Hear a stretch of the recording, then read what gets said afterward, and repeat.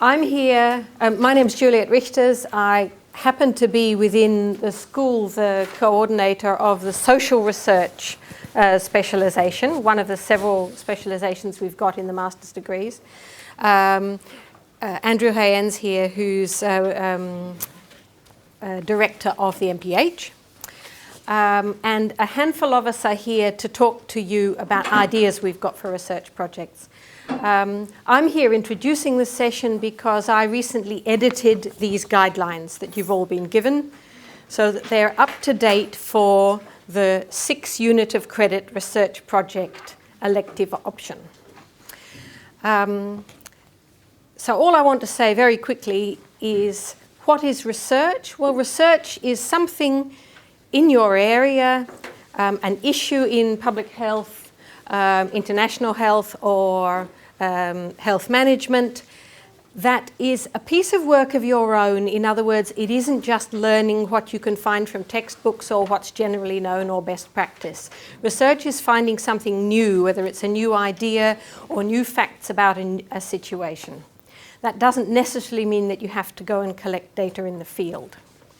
In fact, if you're doing a research project instead of some other coursework elective in your master's course, it's better not to go and collect your own data from scratch because it's very hard to get that done in one semester. Therefore, we suggest that people choose as a topic either an analysis of some data that you've already got. Now, I don't expect you all to have data already, but sometimes people come, especially from overseas, into our master's courses and they've already worked on something. And so they've got some data that hasn't been analysed and they'd like to learn how to write it up as a proper report or something that might get published in a journal.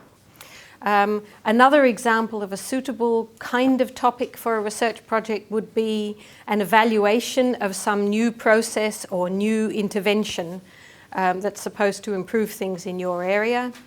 Or you can do a literature review, not just to pull together things that are already known, but to critique how something is done or to establish whether there is really evidence that something works, for example. So those are the kinds of things you can do as research project, but there's a big range, and there's a handful of academics here today who will...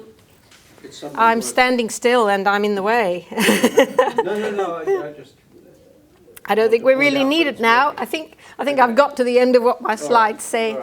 Right. So each of us is going to get up and talk very briefly about ideas we've got, encouraging you to come and be a research student with us. But before we move on to those suggestions for topics, does anyone have general questions about how this unit, PHCM 9148, works? The projects that you're talking about today, Yeah. do they have to be 6 or can they be 12? There are also options in some degrees for doing more units of, yeah. And if you do an MPH extension, for example, you'd do an 18 unit of credit research project. But what we wanted to concentrate on was making people aware of the possibility of doing one that replaced just one course, a small scale project. But some people have done independent study as well as a research project, which means, is that right? Yeah. Which are 2. Yeah. So 12 units. Well, that would be if you did 6 units of independent study plus 6 units of You probably have research to put project. in separate assignments for both. Yeah. But they could be linked. But the criteria for independent study and a research project are different. Yes, they are. But they're also similar. You're trying to confuse people. So this is the updated version. Yeah. If I looked at something that was really long and kind of confusing a while last year. Yes. And it was based on the assumption that you were doing a bigger project. Yeah, so how many words is the 6 unit project? It's not measured exactly by words. It's supposed to be roughly the equivalent of doing a 6 unit of credit course. However, we can't guarantee. When you do research, it often takes a bit longer. The payback is that you get to do something that's your own. But it could be something that's 3,000 to 5,000 words. Yep, I was just leafing through Something to... that could be submitted as a journal.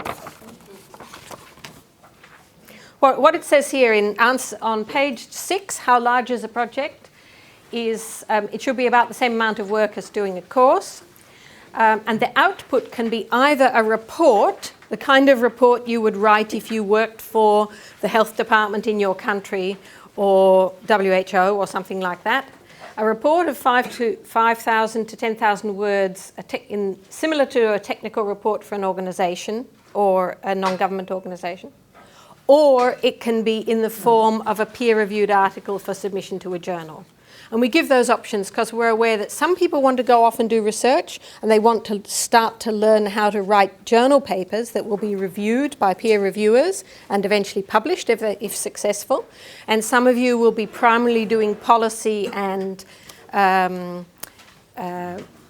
systems and bureaucratic work, where learning to write project reports that get things done or convince someone that they should institute a program is the most important thing. So you've got the choice of either form.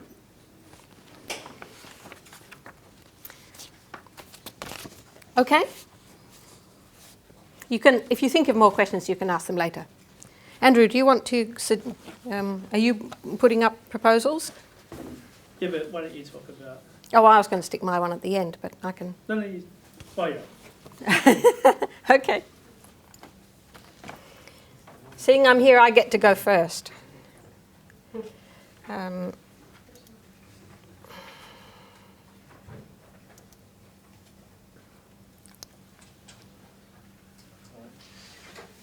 the hell?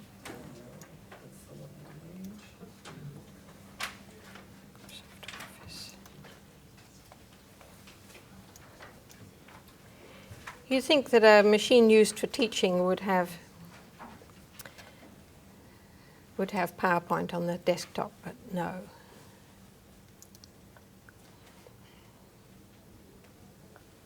It should. It should, yes.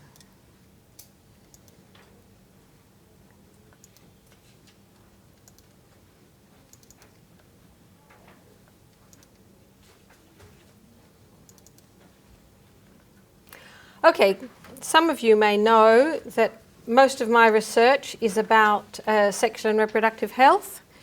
So the opportunities I offer if you want to do a research project with me are in that area. Now, I lead a project that has recently completed interviewing by telephone interview, a representative national sample of over 20,000 people.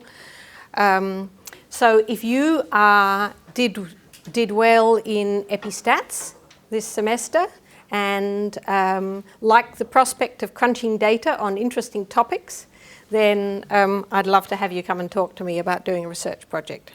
It helps if you've used the program Stata before, but if you're good at SAS or SPSS and want to learn to use Stata, that would be fine. I've also got older survey data, including from a survey of prisoners from a few years ago, which is actually a bit easier to analyse because there's no weighting of the data and it's a smaller sample. So if you're a bit scared of dealing with 20,000 people and weighted data, then, and you're interested in the problems of poor people and drug users and the kind of people who are in prison, then it would be lovely if you would like to work on this data. And the reason I put women's issues in pink is not just because of Pink for Girls. It's to remind me that we've got data from women prisoners, but we've written very little of it up. So any of you who are particularly interested in health issues for disadvantaged women, this will be a great opportunity. And nice, straightforward data, just a few hundred people, SPSS. I've also been working on a large qualitative study. So those of you who've done qualitative methods or are doing it simultaneously next semester, if you're interested in looking at existing interview data to unpack that, please approach me. It's hard to do because it requires qualitative skills and a lot of English language awareness. I'm also open to people bringing topics of their own, if they've got their own data, or if you would like to do something where you're looking at what's said in the media about topics related to sexual and reproductive health. It's interesting, for example, that there's huge amounts of stuff in the Australian media at the moment about sexual abuse, but hardly anything about issues like contraception that affect most ordinary people. And so I'd also be open to anyone who wants to do a critical literature review in any of these areas.